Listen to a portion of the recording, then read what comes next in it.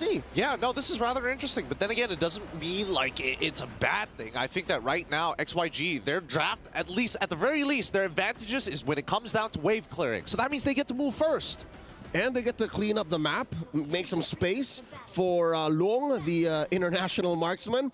But what this affords for Falcon Esports, the pride of the Burmese, is a very comfortable yet unorthodox lineup. It's very Myanmar. It's very 1-3-1. It's the first time I've seen this in a while. Yeah, no, honestly, even Malaysia, Indonesia, everybody has got a little bit of a taste of this Ruby gold lane. And generally, you're just trying to smother your opponent, right? As long as you clear these waves faster, I don't think Lung can win out these trades against the Ruby as long as they are minions. And Falcon Esports, what they want to do is play the Predator. They got to be aggressive with a capital A. Looking at the loadouts here, Warcry on Dax's Roger, which I expect to be ahead of Zed's Fredrin. Again, a big head scratcher why the Fredrin came in so early, but then again, we reckon it might be down to comfort. Yeah, I think it does come down to comfort. And I think, you know, they still need a brick wall at the end of the day, right? Having 2 brick walls with Godyang on this Edith as well as the Fredrin isn't a bad idea. I think the main issue right now is how does XYG start getting a lead? Because once they start getting ahead and invade the enemy jungle, I think Dax is going to have a much harder time to scale to a relevant state. Which is made possible by Zed and Godyang's rotation. Again, even through the first wave of buffs, that's what they've been doing. Usually you see a roamer go with a gold laner, but then again, this Long we're talking about, you have to go with the less than favorable matchup. KLVJ getting a few beads on him by Dax. Godyang very close. Watching out. Something to note, KLVJ, this is specialty Yu Zhang as well. We've seen him do well with this hero all throughout their season while they were playing in the China qualifiers. I mean, right now, they're trying to bait out emotion from the side of Falcon Esports, right? I think Dax has wasted way too much time up on the top side of the map, and in the meantime, on the bottom side, Zed, he's able to get like 2 camps up on him. And now he's making the long rotation. That's Godyang still checking in, trying to hit level 4. Dax with the pull on the turtle. Not going to commit just yet. Level 4 yet to be reached by our XP laner, Zed, now wailing away. Yep, this should be a free turtle for the side of XYG. I don't think they're going to contest it at all. And Black Dragon form just to find absolutely nothing here. This is definitely a set play from XYG's side. They're not going to find anything, but still a free neutral is a free neutral. And what this does for XYG is put them up about 500 gold. When are we going to see the rubber band effect from Falcon Esports? Because again, if you guys caught the Stream B broadcast of C9 versus Falcon Esports in our opening day, I think they played a very similar tempo. We're just waiting for when. It's not if they could, but when they will, especially since they want to smother XYG. When are we going to see that, Gideon? When do you think that'll come in? Are we waiting for second turtle, third turtle, maybe even when the Lord comes up? Okay, personally for me, I think that if the momentum, as of right now, there's slight momentum for the side of XYG. If that momentum continues and starts to like 2x itself, second and third turtle might be tough. If you go for the stereotypical way of how Falcons Esports usually contest, I would say second turtle, there'll be a bit of recon that needs to be done. And then afterwards, I'm expecting the 12th minute for them to really start to pop off. Man, sounds like a slow takeoff. They got to work on that, maybe spread their wings a little further, because that's what this lineup is made up for. They're made to be aggressive, and now that we see that they've all reached level 4, we know that there's a Bloom, we know that Royal Milk might have his first item, and I think that's one of the weaknesses that this lineup has, since we are seeing Benny on a gold lane Ruby. Usually Benny is your late game finisher. He's your insurance policy, as we like to call. But now that he's more of a fighter, I don't know if that's going to happen here. XYG looking to capitalize on this early advantage. 4-man rotation down bottom. Kid X sandwiched. Benny just doing his darndest to get some farm in. Yeah, I think at this point, XYG are doing a really good job.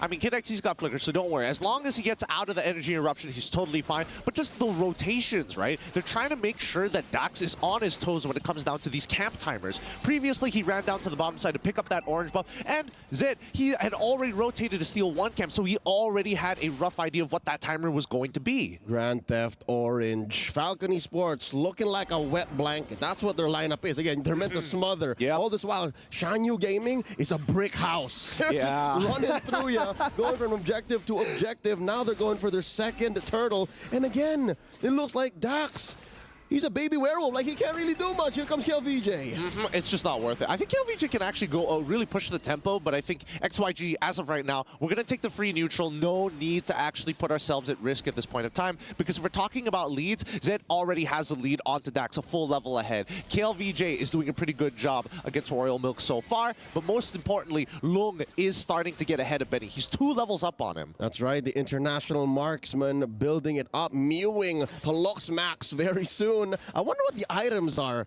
Here we go. Let's check in. 500 gold. Between Zed and Dax. Now a fight down bottom. Okay. We can breathe easy.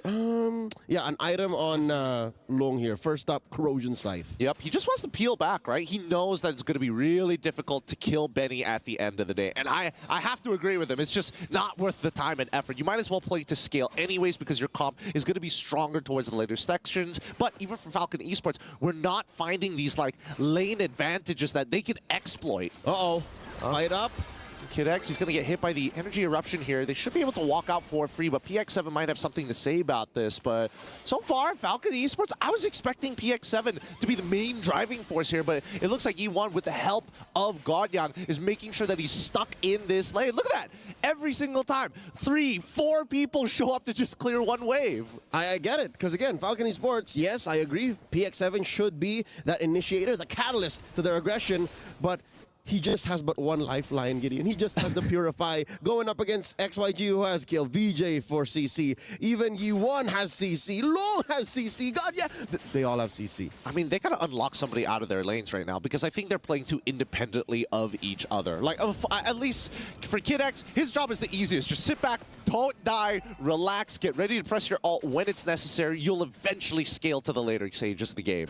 But you also have to consider, here we go, the pull. Godyang.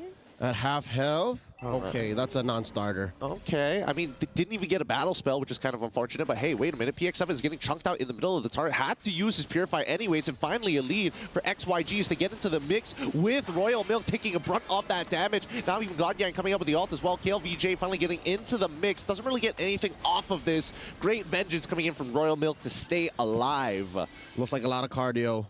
Not much action, really. They were jogging in place. Half health on a majority of XYG. First turtle looking great for Falcon. There's the pull. He's already found it. Zed, he's in trouble. Doesn't even get the ult off in time. First blood achieved as Look finally takes the trade onto Bax, but Benny is still too strong in the earlier stages of the game, able to deal with Long by himself. As long as there's members, there is plenty of options to sustain. Does he find a kill onto Lung? We cut away, but no. Lung's still alive at 1 HP. Oh, Kid X looking to get sneaky. I wonder if he knows the flicker in, the stun, and the basic. He does get in. He does. He's aware. He's aware. And he's even going to help Royal Milk dive KLVJ underneath the turret with mid-tier 1 in the pocket as well. Falcon Esports cracked this game wide open. Swooping down, the Burmese bite back. We were looking for it. We were waiting for it. 8 minutes. That's when it snaps. The final turtle seems to be the final straw. I bet all the Burmese watching are like, come on, they're sweating. Like, when? Your roster, your lineup is made to be aggressive. And now down bottom. They're going to look for this tier 1, right? I mean, that's the speed up we expect from Falcon. I was saying 12 minutes because I was expecting Xiangyu Gaming to really take their time with this, right? They could have slowed down that fight, but I think, they got over eager once Lung got into the mix, knowing that he's like a full level ahead of Benny. Now that it's equal, Royal Milk now in some trouble. That Vengeance finally going to time out. Looks like PX7 unable to bail him out of there just then. Yep, I'd say PX7 was maybe 3 seconds worth of distance away, so it wasn't going to happen regardless. Looking at the item game here, PX7 up by about 1,000 away from Yi1. Also a huge gap between KLVJ and Royal Milk, despite Royal Milk going down as well. A lot of pundits, a lot of critics of Falcon Esports will say Royal Milk is the weak link. Royal Milk is the Achilles heel of Falcon Esports. But now he seems to be one of the anchors. He seems to have taken the time to really say, hey guys, I'm over here. The rest of my team are farming in the other lanes. Come on over, come on over. I mean, he's an instigator, don't get me wrong, right? I think that, if we're talking about the big hitters, it's definitely PX7 on this farmers. He definitely has heroes that he really shines on, right? If there's bronze, silver, and gold, he's platinum, man. He's above it all. He's platinum Faramis. He's platinum Faramis. It's disgusting. But that's only because Royal Milk is able to kind of initiate and absorb that damage. Exactly. Those are the words from ST14, and Edwards Zed very low. He's so low. He's going to get hit by the Lightning Pass. Even the Retribution saved by the Eternal Guard, forced to get on out of there as they peel backwards to try and make something happen. But a great pull. I'm offended. But wait, hold on. They're turning it around. Long is able to find the pin 2 times and even gets PX7. It's a 4-for-nothing trade in favor of XYG. There's only so much a lone Florin can do. She can heal you. She can get heals in without any detriments, but no, not with the amount of damage that Long has put out, as well as the counter CC, the initiation by KLVJ, and the rest of XYG. Look at that. Oh, also an aggressive flicker in. XYG, they're aware, they know of the dynamics. Who's the beatdown? Exactly, right? The target priority is pretty good, but also at the same time, Long had a great eye for opportunity. He found the initial knockback. Actually, it happened twice in that fight. The initial knockback happened here in this part of the map, right in the middle. And then as they, you know, rolled back a bit and then pushed forward again. They're stretching them like dough. Amazing. The back and forth really rocked Falcon Esports there, and that led to XYG being up by about 2,000. And the international marksman doing work, clearing up that top lane. Now, the tier 2 in mid in jeopardy as well. How do they defend? Falcon Esports is the first time they've actually been on the back foot. I mean, the early game is one thing, but now XYG's knocking down your base. Well, let's see here whether they lose an inhibitor. Benny's going to get hit by the Eternal Guard, but he's fine. He can sustain through all of the damage as long as there are waves. Unfortunately for XYG, they don't have a clear way to initiate without their battle spells, and it doesn't help that their sieging isn't that great without the Black Dragon form. Yep, 2 minutes until the next turtle comes up. 2,500 gold ahead. Chinese squad are over the Burmese. Look at the damage that Long is putting down. This is dangerous what he's doing. There's a knock-up. He's confident. He wants to get more into the mix, but he's kind of slowed down thanks to Royal Milk. Regardless, they still get all the tier 2 turrets from Falcon Esports, and this is what we were expecting from XYG. When they find the opportunity, they're going to start from your tier 1s all the way to your inhibitors. They are thorough. They are procedural, and maybe they can work on their precision, but hey, if you're playing with a sledgehammer lineup like this, a comp that just relies on Long, I mean, almost single-handedly Long, and then maybe a little bit of a Yi1 on the step back, then yeah, definitely. There's a lot that Falcon Esports need to work on here.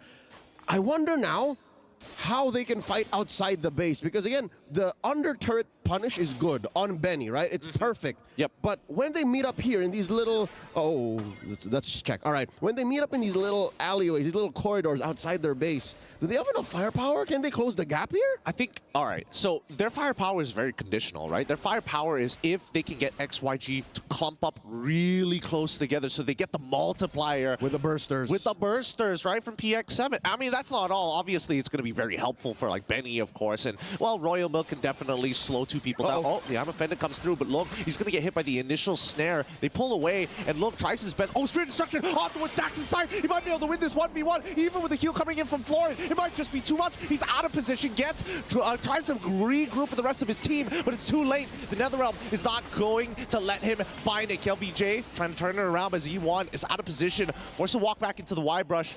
God Yang can really take his time. Benny is sustaining through so much pain, and even for VX7, he's just waiting to slowly encroach upon their positions. It's now they're all running away. There's nothing that they can do as they get picked off 1 by 1. The slow march by Falcon Esports allowed for 2 I'm offendeds. 2 I'm offendeds to go off cooldown and can continue the assault. 8-6 now. Another swing of the pendulum towards the Burmese. Now up by 1,000. They're looking for a penetration. I think they're gonna get it. Yeah, they're going to get this. Dude, hello? Why are we not taking out free inhibitors here? As the Eternal Guard comes down, forcing the rest of FCON to start taking away tier 2s. No. SOD. He wouldn't. He wouldn't. There's a retribution. I mean, there's retribution, and also the last time he tried to 1v1, it didn't go well because of Kid X. All right, good rewind. Let's go back maybe 20, 30 seconds. A nanosecond of hesitation. of speculation on Long. I'm not so sure if Moskov mains will question me on this when I say maybe Long could have leaned hard on that engage. Maybe that would have won him the fight against Dax and would have killed Dax even before this all went down. I don't think so. I think that the heal coming in from Kid X was just a little too big, right? I think if you take out the heal, 100% he kills him there, right? I think the only other advantage he could find is if he decided to switch out that Purify for maybe an Inspire. Maybe it would have ended the fight almost single-handedly. But that would make him more vulnerable. Now, the Lord jumping in, crashing through that top inhibitor. A big, I'm offended! Finds two into the Eternal Guard, and then straight away into the Netherrealm to try and peel some time. With the Lord already knocking at their base, they should be able to get one more inhibitor before they try and close things out. But that's a lot of resources, and a dead jungler, and a knockback of a lifetime! Long! This is why he's the international marksman, turns it around single-handedly. God Yang with a God mode, Earth Shatter, and they equalize. XYG almost a finger. SOD to the back. He wants to go for more. He's already locked down, but it looks like he bit off more than he could chew. That's going to be a 2-for-2 trade at the very end of it. But man, I'm telling you, this fleeting time on Kid X, the heals with his ult, and LVJ, hello?